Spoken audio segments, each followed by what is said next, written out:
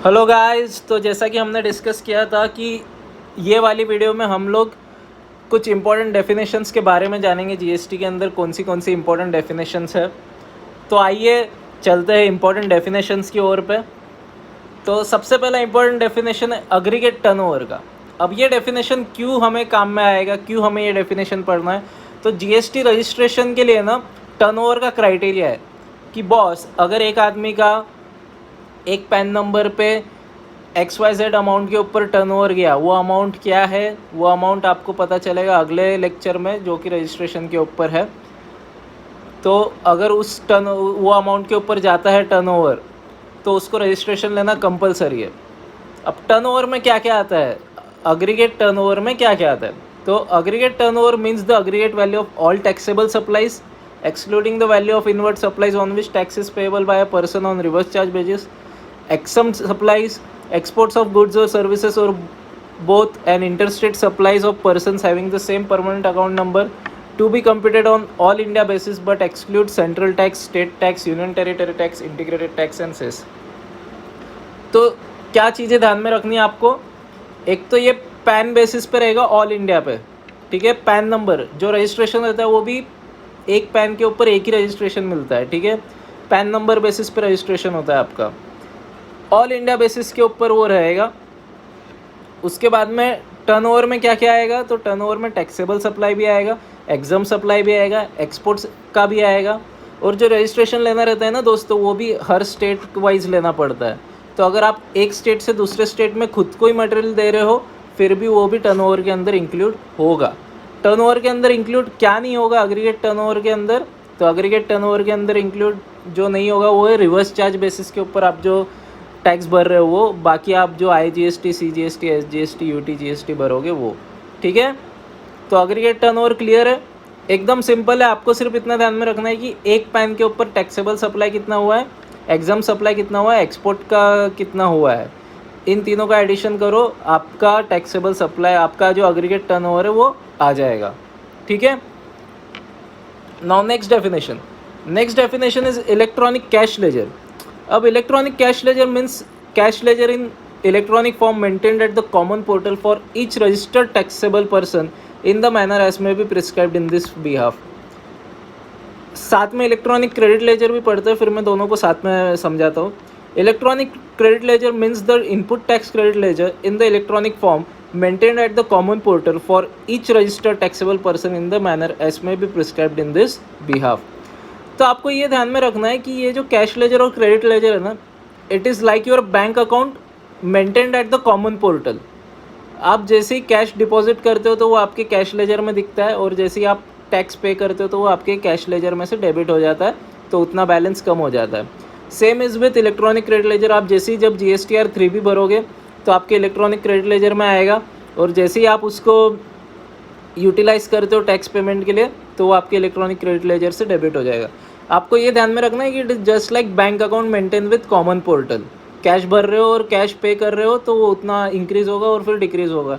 Credit आप उतना avail कर रहे हो और फिर उसको उससे टैक्स पे कर रहे हो तो उतना इंक्रीज़ और डिक्रीज़ हो जाएगा, ठीक है।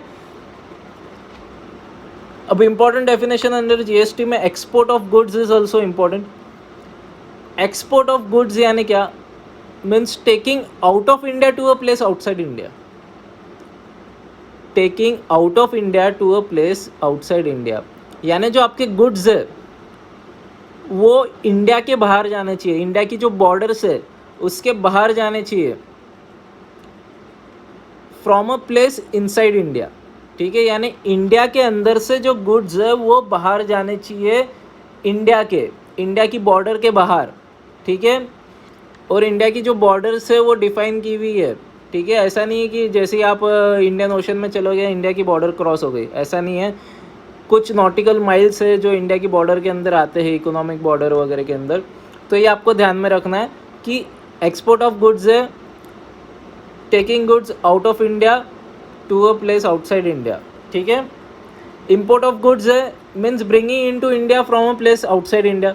इंडिया के बाहर से कोई गुड्स हम इंडिया में ला रहे हैं, ठीक है। आउट ऑफ इंडिया से जो गुड्स हम लोग इंडिया में ला रहे हैं वो इम्पोर्ट है। अगर ऐसा हो सकता है कि आपका एक प्लांट है USA में, तो आप इंडिया से ऑर्डर दे रहे हो यूएसए की कोई कंपनी को कि हमको हमारे प्लांट पे इतना इतना रॉ मटेरियल चाहिए, और वो यूएसए की यूएसए में ही उसको ट्रांसफ़र कर रहा है। इसका मतलब ये हुआ कि आपने इंपोर्ट किया नहीं, इसका मतलब ये है कि आपके जो गुड्स है वो इंपोर्ट नहीं हुए हैं। ठीक है। फिर reverse charge. Reverse charge is another one of the most important concept, means the liability to pay tax by the person receiving goods and or services instead of person supplying goods and or services. Reverse charge नाम में ही reverse है। Basically क्या होता है normally कि जो registered person है वो टैक्स पे करता है। रिवर्स चार्ज में क्या होता है, जो पर्सन खरीद रहा है ना वो टैक्स पे करता है। नॉर्मली क्या होता है कॉमन पार्लेंस में कि जो बेच रहा है वही टैक्स भरता है। आप गए समझो किराने वाले के पास, आपने एक टूथपेस्ट खरीदा, तो क्या वो आपको बोलता है कि टैक्स भरो? वो टैक्स भरता है, वो आपसे कलेक्ट करता है और वो टैक्स भरता है सेलर जो है। लेकिन कुछ गुड्स और सर्विसेज जो गवर्नमेंट ने आइडेंटिफाई की है स्पेसिफिक गुड्स और सर्विसेज में, उस केस में क्या होता है कि जो आप खरीद रहे हो तब आपको उसको टैक्स भरना पड़ता है। ठीक है।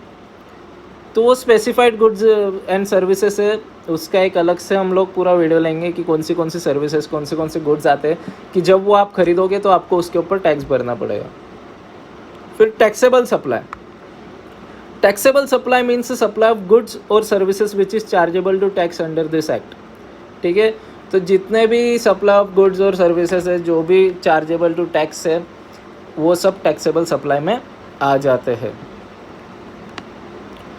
Now, one of the most important definitions in GST, supply. याद है मैंने पहले वीडियो में सप्लाई वर्ड दो बार यूज़ किया था कि on supply GST is levied on supply of goods and services.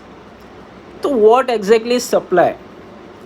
तो आइए पढ़ते। Supply includes sale, transfer, exchange, barter, licence, rental, lease and disposal. यानी सप्लाई में सब आ गया है बॉस।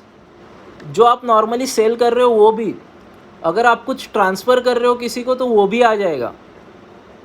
उसके साथ में अगर कुछ एक्सचेंज कर रहे हो, समझो आपने पुरानी गाड़ी देके नई गाड़ी ली, वो भी आएगा। बार्टर, 10 किलो गेहूँ की जगह पे आप 15 किलो वीट लेके आए, वो भी आएगा। लाइसेंस दे रहे हो किसी को यूज़ करने को, रेंटल किसी से रेंट ले रहे हो, किसी से लीज़ ले रहे हो, या फिर डिस्पोजल यानी आपके मन में आया कि आपके गुड्स ख़राब हो गए, आप उनको डिस्पोज भी कर रहे हो, तो वो भी सप्लाई माना जाएगा। ठीक है। एवरीथिंग आप ध्यान में लो, sale, transfer, exchange, barter, licence, rental, lease and disposal सब कवर्ड है सप्लाई में। यानी जीएसटी से कुछ चीज़ छूट नहीं रही है। आपके मन में आ रहा है कि मैं आज मेरे जितने भी गुड्स है वो जला दूंगा, डिस्पोज कर दूंगा, फिर भी आपको उसके ऊपर जीएसटी भरना पड़ेगा। ठीक है। If a person undertakes either of this transaction during the course or furtherance of business for consideration, it will be covered under the meaning of supply under GST. तो ये जितनी भी चीज़ें इसके साथ और दो चीज़ें होनी चाहिए, एक तो वो फर्दरेंस ऑफ बिजनेस में होना चाहिए और दूसरा उसके अगेंस्ट हमको कंसिडरेशन मिलना चाहिए। अब consideration not only in money terms, ठीक है, 10 लाख 5 लाख ऐसा नहीं, consideration can be in kind also. आपने किसी को गाड़ी दी और उससे दूसरी गाड़ी ले ली तो भी वो सप्लाई हुआ है। ठीक है। तो आपको ये ध्यान में रखना पड़ेगा। तो आप कुछ भी चीज़ सोचो, यानी अगर आप इन शॉर्ट समझो आप एक जगह पे रेंट पे रह रहे हो बहुत सालों से, फिर वो मकान मालिक को घर बेचना है लेकिन आप रेंट पे रह रहे हो बहुत सालों से, तो आप आपके जो राइट है उस घर के अंदर वो आप बेच रहे हो मकान मालिक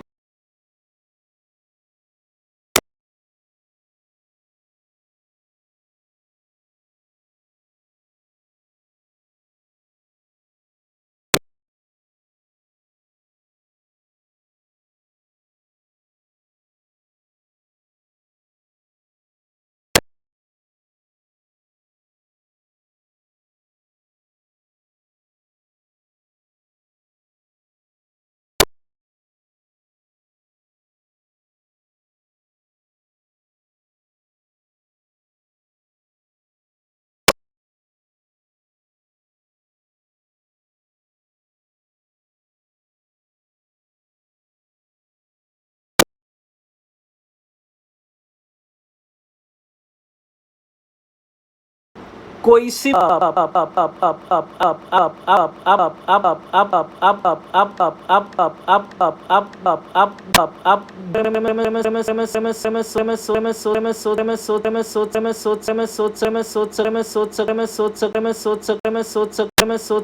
क्योंकि वो फर्दरेंस ऑफ बिजनेस में है और उसके ऊपर आपको पैसा मिल रहा है उसके अगेंस्ट, वो सब सप्लाई के अंदर आ गया है। ठीक है, यानी जीएसटी हर चीज़ पे लगेगा एक्सेप्ट फॉर जो भी स्पेसिफिक कमोडिटीज़ है जो एग्जम्प्ट की गई है वो छोड़ के। ठीक है, अब एलिमेंट्स ऑफ सप्लाई, तो सप्लाई के अंदर दो एलिमेंट बहुत इंपॉर्टेंट है। Supply is done for consideration, supply जो है ना वो कंसिडरेशन के अगेंस्ट होना चाहिए। Consideration can be in kind, can be in money terms. ठीक है, कंसिडरेशन कैसा भी हो सकता है, ऐसा भी हो सकता है बहुत सी बार, समझो आप इनकम टैक्स में अच्छे हो और कोई है जो जीएसटी में अच्छा है, तो वो आपको बोलेगा कि आप मेरे इनकम टैक्स रिटर्न भर दो, और आप उसको बोलोगे कि आप मेरे जीएसटी रिटर्न भर दो, तो ये भी सप्लाई का केस है boss. Consideration can be in kind. ठीक है, और supply is done in furtherance of business, जो सप्लाई है वो फर्दरेंस ऑफ बिजनेस में भी होना चाहिए। समझो आपने आपके मम्मी पापा को एक कार गिफ्ट की, तो वो कार के ऊपर आपको जीएसटी नहीं भरना पड़ेगा आपकी जेब से। जब आप खरीदोगे तब तो आप भरोगे ही जीएसटी, लेकिन जब आप वो ट्रांसफ़र कर रहे हो कार आपके मम्मी पापा के नाम पे, तो आपको जीएसटी नहीं भरना पड़ेगा। वाई? बिकॉज पहली बात वहाँ से आप कंसिडरेशन नहीं लोगे, क्योंकि मम्मी पापा से हम पैसे नहीं मांगेंगे, और दूसरा वो फर्दरेंस ऑफ बिजनेस में नहीं रहेगा।